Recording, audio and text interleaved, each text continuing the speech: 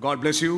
उपवास सहित आज शाम यहाँ आए हैं और मैं भाई अनिल दास के ग्रुप को कॉन्ग्रेचुलेट करना चाहूँगा। गॉड ब्लेस यू कि आप लोग आज यहाँ पर हाजिर हैं।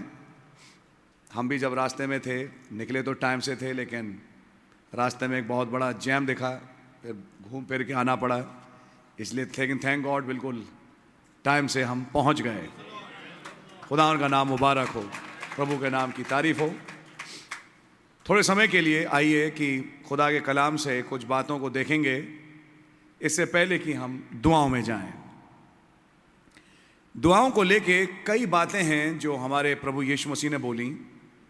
उसमें से एक बात ध्यान से सुनिए जो यहाँ प्रभु ने बोली, और वो ये है कि यदि तुम में से दो एक बात पे सहमत हो जाएं।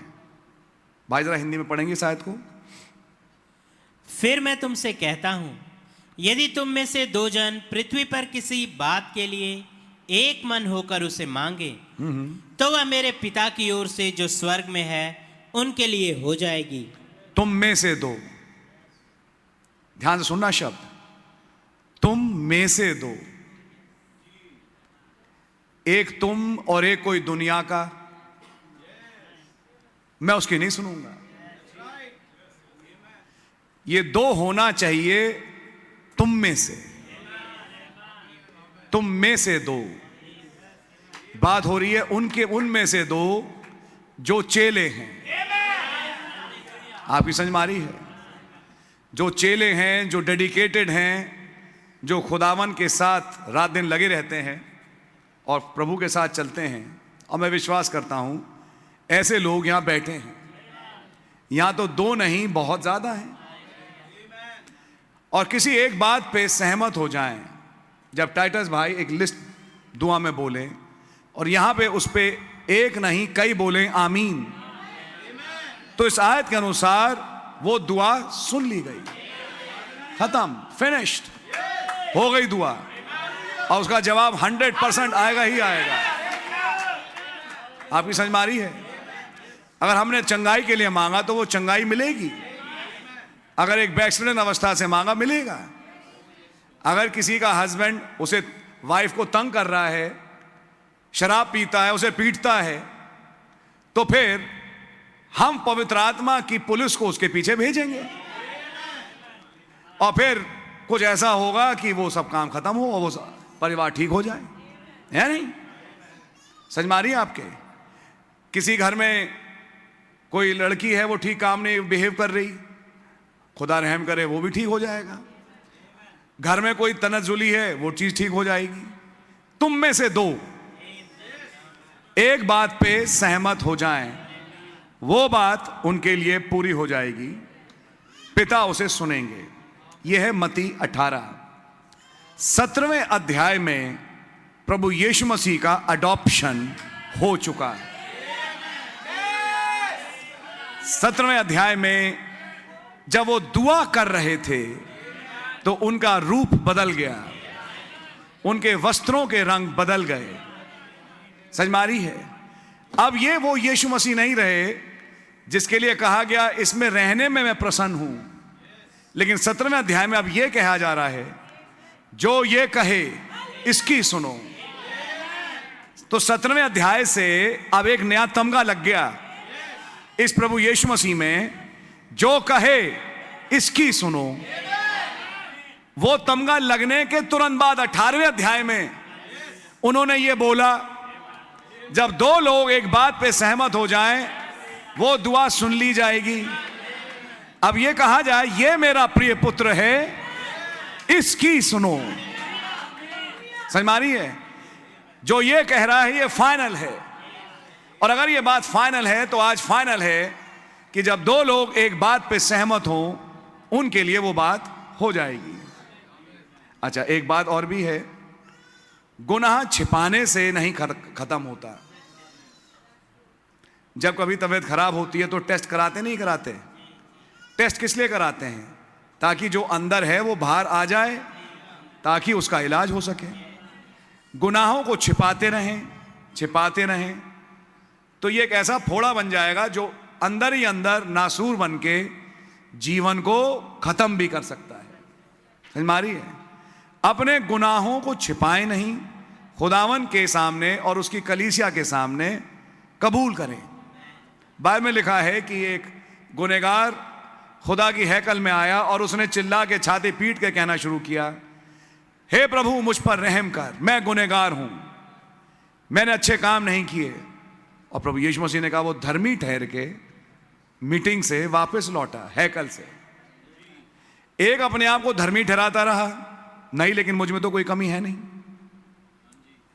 मैं तो हफ्ते में 2 दफा उपवास रखता हूं, मैं ये करता हूं, मैं वो करता हूं।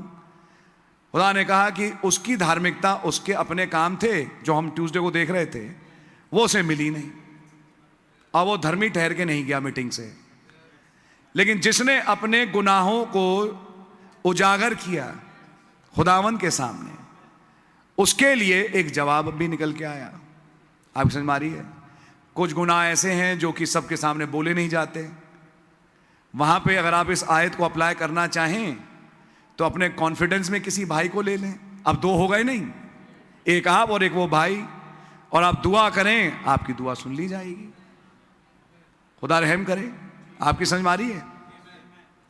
ऐसे जाने कई क्लॉजेस हैं, उसमें से एक क्लॉज आपके सामने आज मैं रख रहा हूं। मैं ट्यूसडे के बाद आप लोग सब काफी ब्लेस हुए ही होंगे। मैं तो खैर बहुत ही ज्यादा ब्लेस हुआ, मैं आपका खैर क्या जानूं, लेकिन आप हुए होंगे, मैं विश्वास करता हूं हुए। अगर आप इतने जागरूक हैं तो, और मैं सोचता हूं शायद होंगे, क्योंकि ट्यूसडे की मीटिंग एक लैंडमार्क मीटिंग थी, नो डाउट। जो आइडियोलॉजीज हैं और सोच हैं वो बहुत बदले। अब समझ में आया, नए जन्म को प्राप्त करने के बाद भी मामला खत्म नहीं है। तब मैंने किताब निकाली अडॉप्शन की, जो आप भी पढ़ रहे होंगे मैं जानता हूं। मैंने निकाली, मैंने सीधा सीधा अडॉप्शन पार्ट 2 खोला। पार्ट 2 क्या खोला, उसमें शुरुआत में ही नबी बता रहे हैं, फिर बाद में उसको क्लैरिफाई किया। कोई लेडी थी, चर्च की थी या कहां, लेकिन वो मतलब उस दायरे में थी भाई ब्रैनम के, और वो पागल हो गई। और वो पागलों की तरह हाथ पैर पीटने लगी, और वो कहीं पर थी जिन्हें लोग कंट्रोल नहीं कर पा रहे थे। वहां पे एक लोकल शेरिफ, जैसे हम अपना SHO बोले, ऐसे उनका कोई शेरिफ था जो भाई ब्रैनम का मित्र भी था बचपन से। उन्होंने कॉल किया, भाई ब्रैनम वहां गए, उन्होंने कहा ये काबू में नहीं आ रही। भाई ब्रैनम ने कहा सही बात है, लेकिन बिल्कुल ठीक हो जाएगी। तो कहते हैं कैसे ठीक हो जाएगी? बोलते मैं नहीं कर सकता, लेकिन वो करेंगे। और तब शेरिफ के देखते ही देखते नबी ने कहा, मैंने बोला, और मैंने उस बहन के पीछे, ध्यान से सुना शब्द, उस बहन के पीछे एक दुआ भेजी। शब्द ध्यान से सुनना, मैंने उसके पीछे एक दुआ लगा दी। अब वो दुआ एक स्कड मिसाइल की तरह लग गई, और बोले दुआ करके मैं आ गया।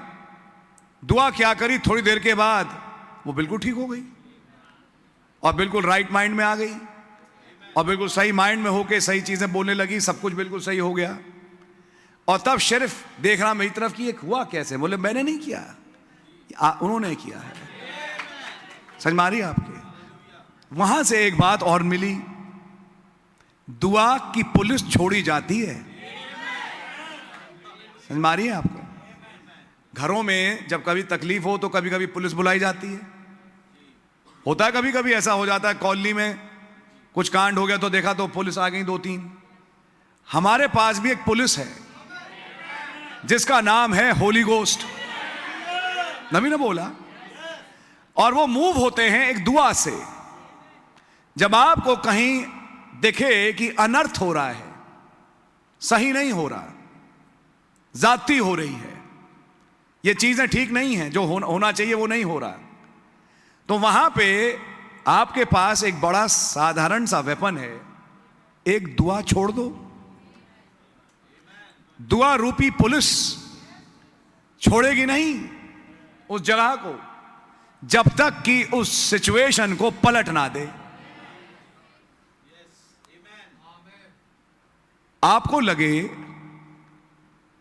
कि हमारे जो हाकिम है हमारे साथ सही काम नहीं कर रहे और वचन के अनुसार भी सही नहीं कर रहे, खैर आपने उनके लिए जो लिखा है, जो तुम्हें सताते हैं उनके लिए दुआ करो, आपने दुआ भी करी। लेकिन कभी कभी एक ऐसा हाकिम भी टकर जाता है, हिटलर जैसा, समझ मारिए आपके, जो कि मानो एक डिक्टेटर तानाशाही है और जो गंदगी पे तुला हुआ है और जिसके मंसूबे बड़े खतरनाक और बेकार हैं। ऐसे के पीछे आपको कुछ करना ही नहीं, अपने कमरे में जाइए, मुंह हाथ धोइए और एक दुआ उसके पीछे छोड़ दीजिए। वो दुआ उस आदमी को बर्बाद कर देगी। समझ मारिए आपके, कुछ ही दिनों में आप उस दुआ का असर देखिए। बाकी जनरल जो कैटेगरी है उसके लिए तो खैर हम दुआ करते हैं, और लिखा अपने हाकिमों के लिए जिनके तुम ताबेदार हो उनके लिए दुआ करो, हम करते भी हैं। लेकिन जब आपको कोई ऐसा हाकिम भी मिले हिटलर जैसा, जो होना नहीं चाहिए, इसका अच्छा है कि ये चला जाए, आप एक दुआ छोड़ दीजिए। थोड़ी देर में देखिए उस हाकिम का क्या होता है। आपकी समझ में आ रही है? ये तमाम बातें वचन की हैं।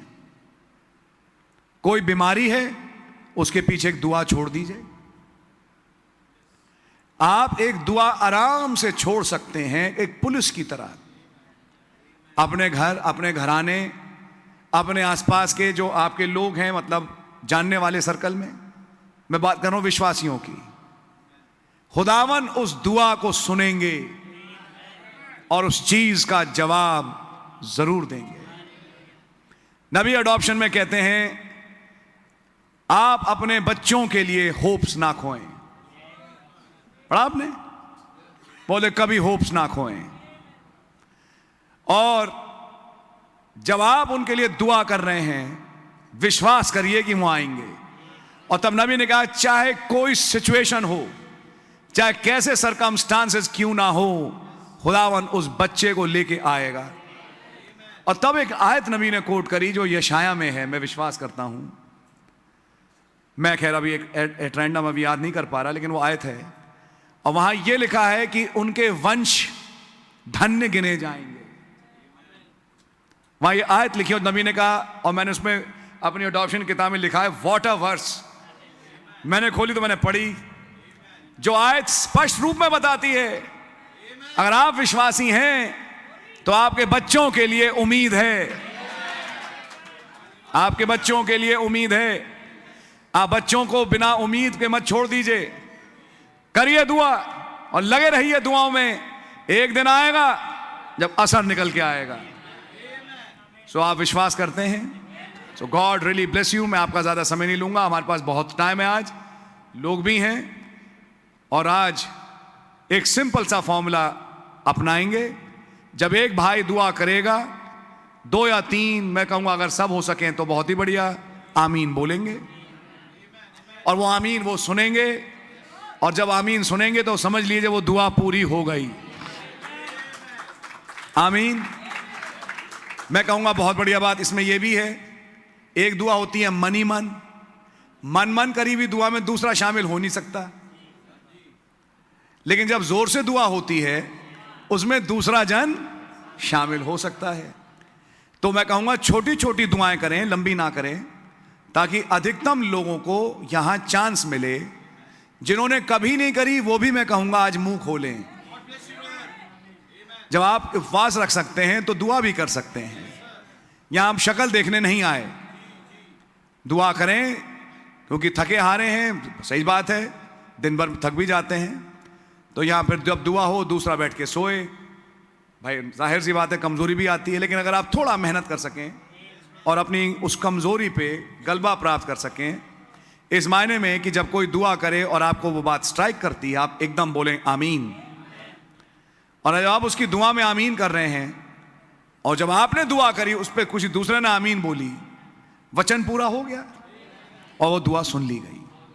सो गॉड रियली ब्लेस यू। ज्यादा समय ना लें, छोटी छोटी दुआएं रखें, बहुत ज्यादा लंबी दुआएं ना करें। चर्च का फोरम लंबी दुआओं का नहीं है। मैं देखता हूं भाइयों की तरफ भी कुछ हैं और बहनों की तरफ भी, और कुछ ग्रुप्स में खास तौर से जब बहनों का नंबर आता है तो केवल कभी कभी 3 या 4 बहनें दुआ कर पाती हैं। एक दुआ पकड़ के बैठ गई तो बैठी चली गई और करती चली जाती हैं दुआ। यह पॉइंट समझने का है। दूसरी एक और बात, अगर 2 भाइयों ने या 2 बहनों ने एक साथ दुआ पकड़ी, मैं कहूंगा वो भाई जो अक्सर दुआ करता रहता है चुप हो, उसे मौका दे जो पहली बार कर रहा है। समझ में आ रही है? यह भी एक चीज है जो मैंने नोट करी थर्सडे की मीटिंग में। एक खास भाई और बहन जिसकी आदत है पहले दुआ पकड़ने को पकड़ लेते हैं, और उसके साथ मैं कम से कम 2-3 बार देख चुका कि एक दूसरी बहन ने दुआ पकड़ी, वो नहीं कर पाती क्योंकि उनकी तो आदत है दुआ पकड़ने की। लेकिन अगर आप अपने आप को इस जगह पे लेके आ पाएं कि आप उसे मौका दें कि एक दूसरा जन भी जो आया है वो भी उपवास रख के आए हैं, उन्हें मौका मिले, प्लस अपनी दुआ को जो कर रहे हैं उसको लिमिट करें। आपकी दुआ 5 मिनट भी मैं कहूंगा बहुत ज्यादा है, विद इन 3 या 4 मिनट आपकी दुआ खत्म हो जाना चाहिए और दूसरे को मौका मिले ताकि दूसरा जन भी दुआ करे। समझ में आ रही है आपके? और मैं कहूंगा यहां कई शक्लें हैं जिनको मैं जानता हूं सालों साल से। प्लीज आपके लिए आज मौका होगा, अपना मुंह खोलें। ग्रुप वाइज फास्टिंग प्रेयर में बुलाने का एक फायदा और भी हुआ, कई औरों को जो दुआ नहीं करते थे उन्हें दुआ करने का मौका मिला। वरना जब सारा ग्रुप एक साथ आता था, यानी पूरा चर्च, भैया सालों साल गिन के 10-12 थे, उंगलियों पे भाइयों की साइड और बहनों की साइड, हमेशा उन्होंने ही दुआ पकड़नी, बाकी सब चुप। तो ये कैसी फास्टिंग प्रेयर की मीटिंग हुई जिसमें गिने चुने दुआ करें और बाकी बैठ के सुने? उनका काम केवल उपवास रख के चर्च आना, शक्ल दिखाना, खाना खाना और यहां से चले जाना। आपकी समझ में आ रही है बात? जैसे आप आगे बैठे हैं और कई चेहरे हैं, मैं देखता हूं सबको, तो प्लीज अपना मुंह खोलें और लेकिन जब दुआ करें तो लिमिटेड करें ताकि दूसरे को नंबर मिले। क्योंकि जब आपकी दुआ पे कोई दूसरा आमीन कहेगा तब उसको भी मौका है कि वो अपनी दुआ रखे जिस पे अब आप आमीन बोलिए, ताकि मैक्सिमम दुआएं इस आयत को पूरा करते हुए, जब 2 एक बात पे सहमत हैं, इसके लिए दुआएं छोटी करनी पड़ेंगी, मैक्सिमम दुआएं करनी पड़ेंगी, जोर से दुआ अपनी बोलनी पड़ेगी ताकि दूसरा उस पे आमीन बोले। आपकी समझ में आ गई? So anyhow, God really bless you। भाई अनिल दास के ग्रुप को खुदा बड़ी बरकत दे। मैं भाई टाइटस को बुलाऊंगा ताकि अब हम अपनी प्रार्थनाओं में जाएं। God bless you।